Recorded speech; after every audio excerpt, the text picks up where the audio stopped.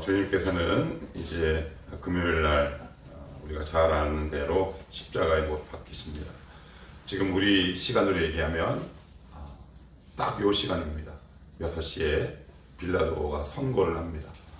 빌라도 그 법정 앞에서 빌라도가 못 박게 이제 사형 언도를 내리죠. 그리고 나서는 약 3시간 동안 이제 골고다까지 십자가를 이제 치고 올라가십니다.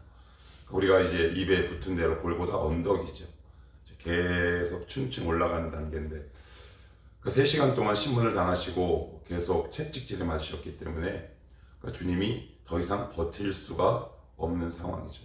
근데 그때 마침 예수님께서 십자가에 달리신 때가 유월절입니다. 유월절, 패스 오버. 그래서 우리 주님을 뭐라고 표현하나요? 유월절 어린 양이라고 표현합니다.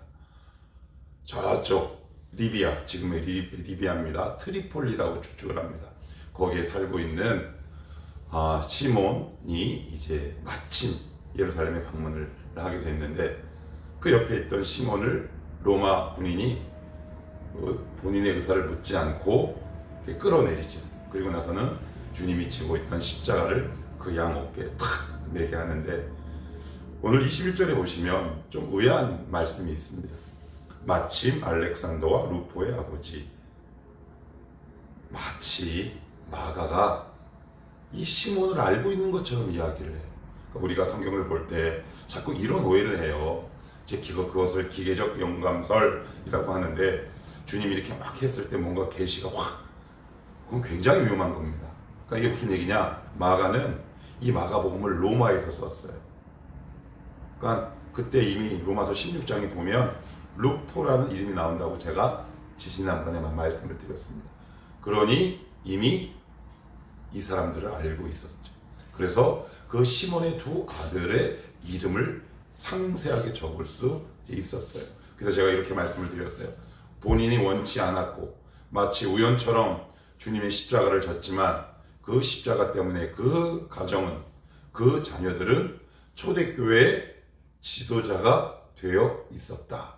자, 그러면 여기 보시면 마침 알렉산더와 루포의 아버지인 구레네 사람 시몬이 시골로부터 와서 지나가는데 그들이 그를 억지로 같이 가게 하여 예수의 십자가를 지우고, 지금 십자가는 누가 지고 있습니까? 시몬이 지고 있습니다. 리비아 사람 시몬이 지고 있어요. 자, 29절 한번 읽어봅시다. 시작. 지나가는 자들은 자기 머리를 흔들며 예수를 모욕하여 이르되, 31절도요. 시작.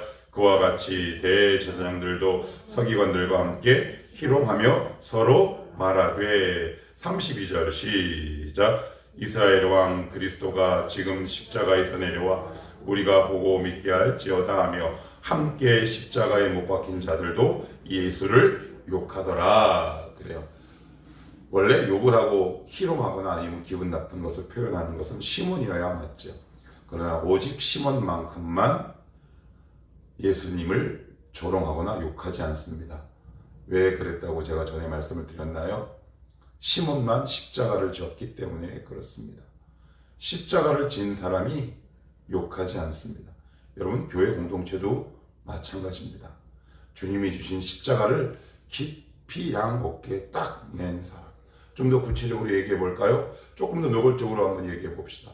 우리 교회를 만약에 누가 이렇게 지나가다가 욕을 한다 그러면 가장 기뻐할 사람이 누굴까요? 저입니다. 저. 그럼 반대로 여러분 가정을 누가 욕을 한다 그러면 가장 기분 나빠할 사람이 누굴까요? 가장이죠. 가장입니다. 이게 무슨 이야기냐? 삶의 무게를 가장 양 어깨에 깊이 담고 지고 가는 사람은 자기 가정을 욕할 수 없지요. 그저 묵묵히 갈 뿐입니다. 그래서 나의 신앙이 지금 어디까지 왔느냐? 그래서 내가 만약 어떤 공동체나 어떤 교회에 관한 어떤 가십거리를 산출하고 생산하는 진원지가 된다면 나는 지금 내가 하나님께서 나에게 메어주신 그 십자가를 양 어깨에 잘 메고 있는지를 점검해 보셔야 합니다. 오직 시몬만 욕하지 않습니다. 생각해 보십시다. 시몬이 가장 우월하지 않겠습니까? 시몬이 가장 재수없지 않겠습니까? 시몬이 가장 속상하지 않겠습니까? 그런데 이 마가는 시몬이 욕했다, 조롱했다, 욕했다라는 기록은 한마디도 적고 있지 않다는 거죠. 왜요? 십자가를 주님과 함께 나눠 졌기 때문에 그렇습니다. 이어서 계속 말씀을 보시면 22절에 예수를 끌고 골고다라는 곳에 이르러 23절을 같이 한번 읽어봅시다. 시작. 예수를 끌고 골고다라는 곳, 번역하면 해골의 곳에 이르러. 그래요. 23절 다시요. 시작. 몰약을 탄 포도주를 주었으나 예수께서 받지 아니하시니라. 몰약, 마태복음이나 다른 복음서에는 쓸개 탄 포도주 같은 의미입니다. 진통 효과가 있는 겁니다. 그러나 주님께서 그 진통제를 받지 않으시죠. 왜 그럴까요? 당신이 당해야 될 고난을 온전히 감당하기 위해서 그렇습니다. 그건 쉽게 고통과 고난의 자리를 이탈하지 않은 거겠죠. 왜? 이 고통을 온전히 당할 때 하나님의 역사가 이루어지기 때문에 그렇습니다. 우리가 볼 때는 굉장히 의외죠. 하나님, 그래도 이 진통제를 좀 맞으면 좀 낫지 않을까요? 라고 얘기합니다. 그래서 어떤 산모는 진통제 안 맞고 그냥 낫는 경우도 왕왕 있다고 합니다. 우리에게 진통 효과를 주는 삶에 참 다양한 부분들이 있습니다. 내가 당한 고난을 잠깐 모면시키는 내 안에 있는 도파민을 이렇게 유발하는 삶의 여러 가지 요소들이 있을 수 있습니다. 그러나 여러분 한번 그거 마음껏 취해 보십시오. 그런다고 고난이 빨리 지나가나? 오히려 그렇지 않습니다. 오히려 고난 가운데 있다면 그 고난의 한가운데로 들어가셔야 합니다. 그럼 저보고 죽으라는 소린가요? 예, 어제 말씀드렸죠. 십자가는 우리를 죽으라고 촉청하는 거다. 그래서 수많은 사람들이 다 도망갔다. 다 도망갔고 여자 몇몇만 남아 있었죠. 삶을 살다 보면 고난은 디폴트 값이요 상수라 그랬습니다. 당연한 거라 그랬습니다. 그럴 때 사단은 우리에게 고난을 떠나라고 얘기하지 않습니다. 어떻게 얘기하느냐? 진통제를 쓱 주는 겁니다. 야, 고생했어. 그런데 그 진통제를 내가 만약에 먹거나 아니면 마시거나 맞으면 고난의 깊이가 길어질 수밖에 없어요. 하나님이 여러분들의 삶을 회오리처럼 어떤 상황으로 몰아가실 때는 여러분들 그대로 끌려가셔야 돼요. 거기서 우리가 할 수 있는 건 주여라고 부르짖는 것이죠. 그래서 우리의 영혼의 진통제를 조심하십시오. 잠깐 피할 수 있는 것들을 정말 조심해야 합니다. 자, 그리고 24절 같이 한번 읽어봅시다. 시작. 십자가에 못 박고 그 옷을 나눌세 누가 어느 것을 가질까 하여 제비를 뽑더라. 그래요. 주님께서 십자가에 못 박히셨는데요. 이때 못을 박는 군인들은 보통 4명이었답니다. 그런데 이 당시 하급 로마 군인들은 봉급이 시원치 않았어. 그래서 이들의 부수입이 뭐였냐면 이 골고다 언덕에 처형하는 죄수들의 옷을 서로 나눠가는 것이 관례였다고 합니다. 그런데 오늘 여기서 말하는 24절의 옷은 다른 복음서에 보면 특별히 시편에는 뭐라고 기록되어 있느냐? 저들이 나의 속옷을 뽑아 제비 뽑나이다 라는 기록이 나와 있어요. 지금 주님의 속옷을 어떻게 하면 나눠 가질까? 그래서 나눠 가졌어요. 그런데 예수는 못 가졌어요. 이 지점이 중요해요. 우리가 본 건 늘 부수입이에요. 어떻게 하면 나눠 가질까? 이 세상은 누가 어떻게 얼마나 가졌는가에 주목하고 있지요. 우리의 관심도 늘 그렇습니다. 누가 얼마나 어떻게 가졌나? 우리도 역시 마찬가지입니다. 주님은 지금 위에서 발가벗고 있는데 우리는 그것을 나눠 갔죠. 그런데 정작 그들은 예수를 소유하지 못했습니다. 여러분, 겉옷, 속옷이 아니라 예수를 소유하게 되기를 축복합니다. 우리의 관심이 여기 있으셔야 합니다. 교회 다니지만 우리의 관심은 주님은 우리 가장 지근거리에 있지만 어떻게 하면 이 옷을 가줄까? 이 고민이 있어요. 주님이 발가벗든 아니면 옷을 입든 간에 우리는 관심이 별로 없지요. 나는 지금 정말 예수가 있습니까? 옷을 어떻게 하면 나눠 가질까? 아니면 여기에 나는 지금 관심이 있고 모든 관심이 여기에 혹시 쏠려 있지는 않습니까? 다시 한번 읽어보면 어느 것을 누가 어느 것을 가질까? 이들이 가지게 됨으로 주님은 발가벗게 됐죠. 그러니까 이 말을 조금 요약하면 타인의 수치를 통해 자신의 수입과 이익을 챙기는 사람들이에요. 얼마나 어리석은 사람입니까? 얼마나 안타까운 사람입니까? 예수를 만날 수 있는 가장 귀한 기회를 놓쳐버립니다. 왜요? 그들은 부수입에 눈이 멀었기 때문에 그렇습니다. 여러분, 부수입에 눈이 멀면 내 가장 가까이서 음성을 들려주시는 하나님의 음성이 들리지 않습니다. 왜 우리가 그렇게 주의 음성이 들리지 않나요? 누가 어떻게 무엇을 가질까? 거기에 고민이 고심이 되어 있으면 주의 음성이 들리지 않아요. 우리는 늘 이렇게 얘기합니다. 하나님, 먹고 사는 게 너무 바빠요. 그래서 그러다 죽는 거죠. 늘 먹고 사는 일에 매몰돼서 평생 그것에 관심 두다가 죽어요. 그런데 주님은 그렇게 살지 말랍니다. 그것이 바로 십자가로 우리를 부르신 이유입니다. 그러면 직업을 갖지 말라는 얘기 아닙니다. 하나님 주신 직장 가운데서 최선을 다하셔야죠. 그러나 이 주신 것에 만족하고 누가 무엇을 얼마나 가질까에 관심을 두기보다 저 십자가에 달린 내 아들 예수를 바라보며 살아라.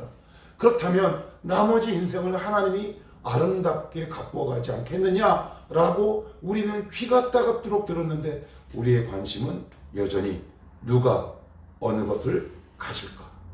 여기에만 관심이 있으니 내 가장 바로 위에 계셔서 십자가에 달리신 예수 그리스도를 만나는 감격은 없죠. 그래서 뭔가 부수입은 생깁니다.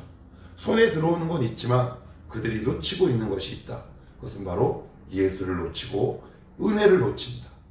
이것을 속히 깨닫게 되면 그의 삶의 질이 너무 풍성하게 바뀌지 않겠습니까?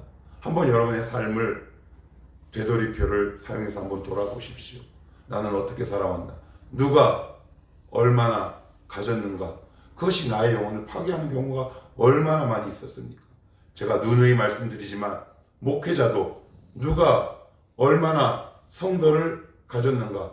누가 얼마나 큰 예배당을 가졌는가에 매몰되면 목사로서의 생명은 끝나는 거지. 지금 이 말씀 앞에 우리의 영혼을 찬찬히 한번 돌아보게 되기를 원합니다. 누가 무엇을 가질까? 그러나 지금 주님은 위에서 발가벗고 계신다. 계속 말씀을 조금만 더 봅시다. 26절 봅니다. 그 위에 있는 죄패 유대인의 왕이라 썼고, 여기 보시면 죄패입니다. 죄패라는 것은 그 당시 이 사람의 죄의 항목을 이렇게 적어 놓는 건데, 여기 보면 유대인의 왕이라 이렇게 썼습니다. 그런데 사실 이 죄패는 누구의 평가입니까? 본디오 빌라도의 평가지요. 대제사장과 서기관들의 평가입니다. 여러분들이 이 문을 딱 나가면 여러분들을 평가합니다. 여러분들을 평가하는 건 딱 한 가지로 평가합니다. 누가 얼마나 무엇을 가지고 있나, 이것으로 인해 여러분을 평가합니다. 우리는 그 평가에 목숨을 걸죠. 그러니 신앙이 잘할 리 없습니다. 우리는 이 평가가 너무 중요합니다. 저 사람이 나를 어떻게 볼까? 우리의 관심, 우리의 낙심, 결국 그거 아닙니까? 저 세상이 나를 어떻게 평가할까? 혹시 나를 루저라고 평가하진 않을까? 그것 때문에 낙심하고 시험 들고 떠나고 하나님과 싸우고 다투고 원망하고 그렇게 합니다. 그것이 우리의 주된 관심사이기 때문에 그렇습니다. 왜요? 내 머리 위에 있는 명패가 있거든요. 이 세상이 나를 평가하는 항목들이 있단 말이죠. 그런데 주님은 그것을 온전히 감당하세요. 제가 예전에 이런 글을 본 적이 있습니다. 어떤 사람이 생수를 먹다가 글을 하나 이렇게 막 씁니다. 이 사람이 비행기에서 분명히 이 생수를 먹을 때는 되게 비싼 거예요. 그런데 공항 내에서 편의점에 사니까 가격이 3분의 1이더래요. 이번에 이제 이 사람이 이제 등산을 좀 높은 고봉에 올랐는데 이제 유명인인데 거기서는 비행기에서 받는 물값보다 훨씬 더 비싸더래요. 어떻게 된 걸까요? 어떻게 된 걸까요? 물은 변하나요? 변하지 않아요. 근데 어디에 있느냐에 따라 가치가 달라져요. 여러분들은 그리스도 안에 있을 때 가치가 높아지는 사람들입니다. 세상의 가치로 여러분을 평가하지 마십시오. 주 안에 없는 사람들이 있습니다. 그들은 늘 자신의 위에 있는 죄패에 주목하며 살아가죠. 저 사람이 나를 어떻게 볼까? 그렇게 살아보십시오. 두려움이 계속 일어납니다. 불안함이 있습니다. 초조함이 있습니다. 평안과 기쁨은 온데간데 없어지죠. 왜 그 죄패에 우리의 마음을 빼앗기십니까? 누가 무엇을 어떻게 가졌는가? 그것에 우리의 마음이 있기 때문에 그렇습니다. 마지막으로 한 구절만 더 보도록 하겠습니다. 30절, 31절 한번 읽어볼게요. 시작. 내가 너를 구원하여 십자가에서 내려오라 하고 그와 같이 대제사장들도 서기관들과 함께 희롱하며 서로 말하되 그가 남은 구원하였을 때 자기는 구원할 수 없도다. 그래요. 주님은 내려오지 못하는 게 아니지요. 내려오지 않으시는 거예요. 갖고 있는 힘을 못 쓰는 게 아니라 안 쓰시는 거죠. 근데 만약에 내려오면 어떻게 돼요? 이 온 우주는 지옥밭으로 변하게 되는 거지요. 그러면 정말 은혜 받은 사람은 내가 갖고 있는 것을 타인을 위해 절제할 줄 아는 사람입니다. 왜 크리스찬들이 술, 담배를 끊어야 합니까? 자기 기운데. 왜요? 절제하는 겁니다. 누구를 위해? 타인을 위해. 그래서 어떤 목사님은 이런 이야기를 했다고 제가 전에 한번 말씀드린 기억이 있는데, 여러분, 보이지 않는 곳에서 담배 피는 거 믿음이 좋은 겁니다. 그런 이야기를 하긴 하시더라고요. 아무튼 주님은 힘을 못 쓰신 것이 아니라 안 쓰셨습니다. 내려오지 못한 것이 아니라 내려오지 않는 겁니다. 근데 우리는 뭡니까? 힘을 달라고 얘기합니다. 마음대로 사용할 수 있는 힘을 달라고 얘기해요. 그러니 주님이 주실 턱이 있겠습니까? 이것을 주면 마음대로 사용할 텐데. 여러분, 하나님이 우리가 그렇게 기도하고 원하는 것 지금 줬다고 가정해 봅시다. 여러분, 그거 안 쓸, 거룩하게 사용할 실력이 있으십니까? 그렇다면 구하십시오. 그렇지 않으면 여러분의 믿음의 그릇을 키워가십시오. 우리 주님은 못 쓴 것이 아니라 안 쓴 겁니다. 누구를 위해? 우리를 위해. 그 결과 우리가 구원의 그 반열에 올라서게 된 거 아닙니까? 오늘 주님이 십자가에 못 박히신 날입니다. 오늘 하루만큼이라도 여러분들이 어떤 말씀이 되는 간에 깊이 묵상하며 지내기를 원합니다. 저는 어제부터 이 말씀을 계속 잠자리에서부터 읊조리며 잠이 들었어요. 누가 무엇을 가질까? 누가 무엇을 가질까? 누가 무엇을 가질까? 참 생각하는 게 많은 말씀이었다 싶습니다. 어떤 말씀이든 간에 오늘도 이 하루만큼은 그 주님의 고난을 깊이 묵상하시며 끊임없이 소유하고 끊임없이 안타까워하는 자들이 아니라 있는 힘을 잠시 절제하고 주님의 고난에 임시로 남아 동참하는 저와 여러분이 되었으면 좋겠습니다. 이 시간 우리 함께 한번 기도하실 때 첫 번째는 이렇게 기도합시다. 하나님, 우리의 관심은 누가 어느 것을 얼마나 가지는 것인가 늘 관심이 있습니다. 로마 군인들은 옷은 가졌지만 예수 그리스도를 가지지 못했습니다. 하나님, 옷을 갖는 자들이 아니라 그리스도를 갖고 소유하는 자가 되게 하옵소서. 세상의 선고, 세상의 평가, 세상의 판단에 나의 삶을 내어주지 않게 하옵소서. 내 머리 위에 있는 것, 하나님의 자녀라는 이 명패에 대한 분명한 확신과 정체성을 가지고 살아가게 하옵소서. 이 시간 다 같이 기도하시다가 우리 개인별로 기도하다가 돌아가시도록 하겠습니다.